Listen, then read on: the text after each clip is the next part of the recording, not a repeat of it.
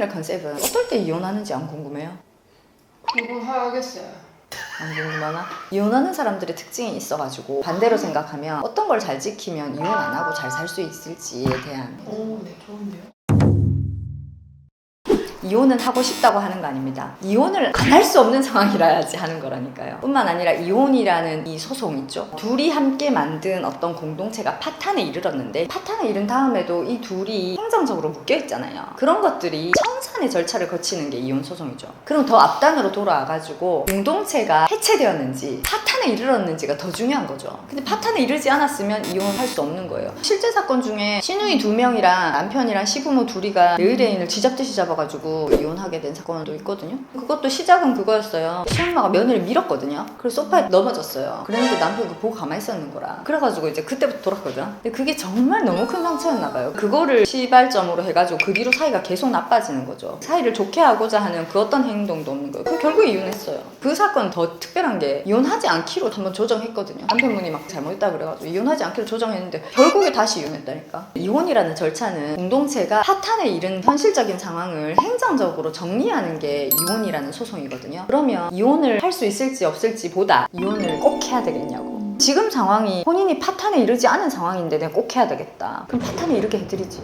그럼 시간이 걸릴 뿐이지 얼마든지 할 수 있어요. 근데 우리가 보통 사람들이 원하는 거는 파탄에 이르기를 원하지 않잖아요. 잘 지내고 싶잖아요. 우리 월요일날 상담이 많이 오거든요, 여러분. 이유가 뭐겠어요? 주말에 쌓았어. 일요일 저녁에 급하게 예약한 거예요. 너무 심하게 쌓아가지고 이혼 아니면 답이 없겠구나. 그래서 오시는 거죠. 근데 그렇게 오는 사건들은 대부분 이혼할 만한 사안은 아니고 그냥 부부싸움한 거죠. 우리가 한번 싸웠다고 이별하는 거 아니잖아요. 그러니까 그 정도 사안으로는 이혼만 합니다. 그러면 내가 겪고 있는 이 갈등이 우리 둘 사이를 앞으로 미래가 없을 정도로 파탄에 이르게 했냐, 현재 우리가 파탄에 이르렀냐, 회복 가능성이 없냐, 이게 더 중요한 거죠. 그럼 변호사님 사례를 들으시면 바로 딱 판단이 서세요? 한 몇 가지 질문을 더 해보면 이혼을 할 수 있겠다 없겠다 또는 이혼을 해야만 하겠다 아니다 이런 게 판단이 되죠. 의외로 반드시 이혼해야 될 것 같은 사건들 있잖아요. 그런 사건들은 이혼 못해. 왜냐고요? 첫 번째 돈이 없고요. 두 번째 용기가 없어요. 예를 들면 남편이 마약한다, 도박을 너무 심하게 한다. 그거는 시간이 걸릴 뿐이지 집이 파탄에 이르게 돼 있거든요. 집이 풍비박산이 나요. 근데 또 그 정도까지는 아닌데 난리지기거든요. 이혼하기 싫은데 어떻게 해야 될지 모르겠다. 이혼 안 할 수 있는 방법 알려준다니까. 근데 그걸 말을 안 들어. 그러더니 한 2, 3개월 지나쁘잖아. 그럼 이혼할 수밖에 없는 상태가 돼요. 파탄에 이르러. 남편 집 나갔고 막. 그러니까 달리 방법이 없어가지고 이혼하러 온다니까요. 그렇게까지 내몰면 안 되지. 아무리 그 사람이 뭘 잘못했어도 같이 살 거라면. 안 살 거면 내몰아도 돼요. 무슨 상관이야. 안 살 건데. 그럼 땡큐지. 집 나갔을 때. 근데 같이 살아야 되잖아요. 그러면 사람을 너무 내몰면 안 돼요.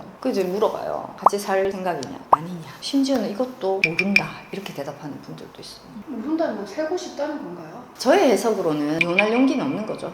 이혼에 이르지 않게 하는 방법 알고 계시다 하셨잖아요. 알려드린다고 하셨잖아요. 그럼 일단 밥을 같이 먹어야 돼요. 밥을 같이 먹어야 돼. 우리 남편 아니 상식적으로 생각해봐. 이혼할 정도로 사이가 안 좋은데 같이 밥을 먹고 싶겠나? 이 밥을 같이 안 먹고 싶겠죠. 근데 제가 하고 싶은 얘기는 뭐냐면 밥을 안 먹어서 이혼을 하게 된 건지 이혼을 할 상황이 돼서 밥을 안 먹게 된 건지는 알 수 없어요. 근데 적어도 밥을 같이 먹는 사이는 이혼하지 않아요. 시켜 먹어도 같이 먹으면 된다는 얘기 하는 거예요.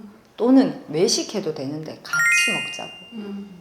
제가 밥을 들어가지고 얘기해서 그런데 밥이 아니라도 관계성이 좋아지려면 둘이서 좋은 경험을 같이 해야 되는 거죠. 우리 알잖아요. 학교 다닐 때 친구 사귈 때 야 우리 같이 뭐 하러 가자 그러잖아. 빵 사가 쪼개 먹고. 아니 별거 있냐고요. 사람과 사람 사이가 좋아지는 데는 둘이 좋아하는 경험이 있으면 되니까 같이. 근데 그중에 남녀 사이에 제일 재밌는 경험이 뭐예요? 잠자리잖아. 근데 그게 부부 사이에 일상도 너무 힘들고 나이도 먹고 또 그러면 그게 예전 같지 않잖아. 맨날 어떻게 또 그런 짓을 해. 그럴 수 없잖아요. 그러면 그거보다 덜 힘들지만 그것과 비슷한 정도의 즐거움이라 하는 게 가장 손쉬운 게 밥인 거죠. 식탁 위에 행복이 있다는 말이 진짜거든요. 다른 어떤 걸 하는 것보다 덜 힘들어요. 우리가 같이 골프를 친다 생각해봐요. 둘 다 잘 쳐야 돼. 심지어 둘 다 잘 쳐도 사이가 나빠질 수 있어. 경쟁하면 싸우거든. 그럼 같이 여행을 갈 수도 있고 같이 좋은 경험을 하면 되는데 그 중에 가장 심플한 게 밥이라니까요. 이혼 사건을 하게 되는데 남편분들이 하는 불만 중에 1번 불만이 밥 안 차려줬다는 거예요. 합리적 논리적으로 너무 말도 안 되잖아요. 왜냐면 밥 안 차려줬다고 말하는 대표님 같은 경우는 돈이 많아.